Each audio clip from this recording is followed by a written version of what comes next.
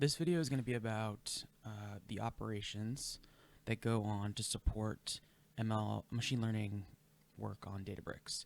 So Databricks is really good for it's a data and machine learning platform, right? So it allows you to store your data, work on it together, work on models together, all that kind of stuff. But operations around like a machine learning service all happen off of Databricks for the most part. For this video, I'm just going to use a really simple example of an operation that you would have to set up outside or through a Git provider that interacts with Databricks. So I'm actually just going to do a really simple example where I use Databricks API to update working repositories. So let me show you here. In repos, we have a repository set up to work in. And so, for example, so far we've only been writing in this dev branch here. And I'll show you that we've got some files started. And I just want to reference specifically this in this folder right here. We're just using this to store some random files that we use to create other scripts and things like that. And you'll notice that there's only 4 files in here. And I want to point that out because that's going to change. And it's going to change without me touching this Databricks page.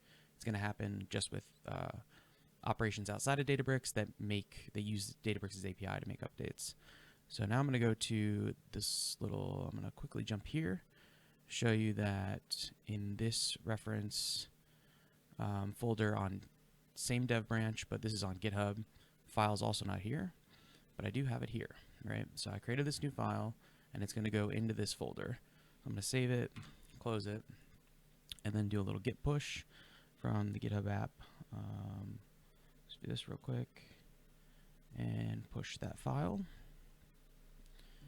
Now we're going to do,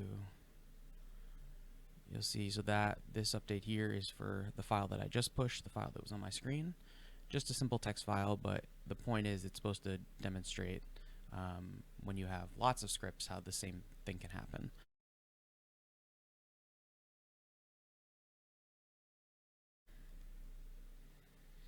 So wait for this to update, this finish. Okay, there we go. So an automated process just ran, a GitHub workflow ran, and so now you can see in this dev branch, in the reference folder, we have that new file.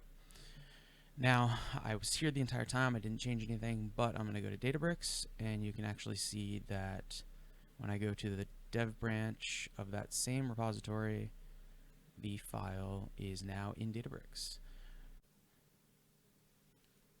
This is a really simple example of the operations we're working towards.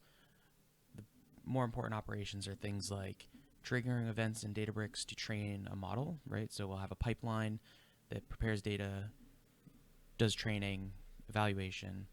So we need to be able to trigger those events, just like this event here. We need to be able to trigger those events from a Git provider outside of Databricks when code is pushed or updated in the staging area and the main branch that would deploy code. And so this demo is just meant to show those kinds of operations that we'll be doing in the future. We're still working on them, so we couldn't really demo them today.